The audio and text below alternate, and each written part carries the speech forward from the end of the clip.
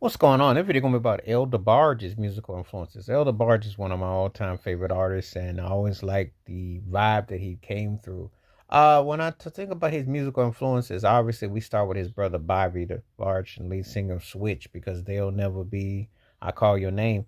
Actually, L was on the background vocals on that Switch Out song, but Bobby was always the one that held the sway in the family, considered the most talented and the standard, and you can definitely hear his influence on L. There's a little bit difference in their falsetto because Bobby really went another volume, but L definitely plays it every night live on shows, and you can definitely, and it's been a staple. It's been sampled by a who's who, and you can definitely hear it. So that is one.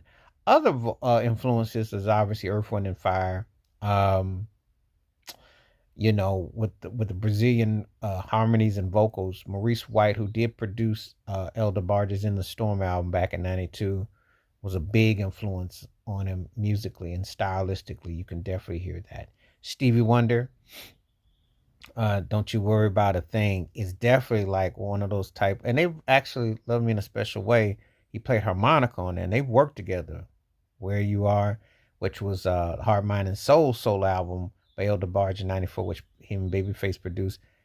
That featured Stevie Wonder harmonica too. So they've had collaborations and they've done things through the years, and that was huge.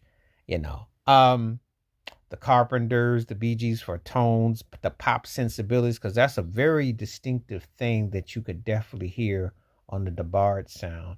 You could definitely hear those cadences. I would also say there has got to be a leaning and a knock towards Michael Jackson. I can definitely hear an MJ influence in some of the harmonic riffs, especially when he was singing with his family and him and singing with his sister Bunny.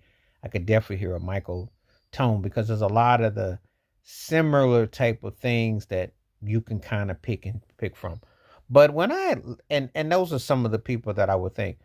But one of the most obvious influences on El DeBarge's whole musical landscape is Marvin Gaye. I mean, the totality of it and the vulnerability and the harmonious imprint is very much there. He really is in depth to Marvin Gaye, and you can definitely feel that aura right there with that.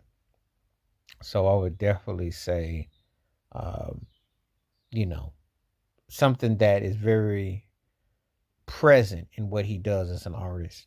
You know, when I listen to artists' influences, I can listen by who they cite, but also I can hear based on other tangibles of the artistry, and it's noticeable. You know, and the thing about El DeBarge, you can definitely hear a strong arm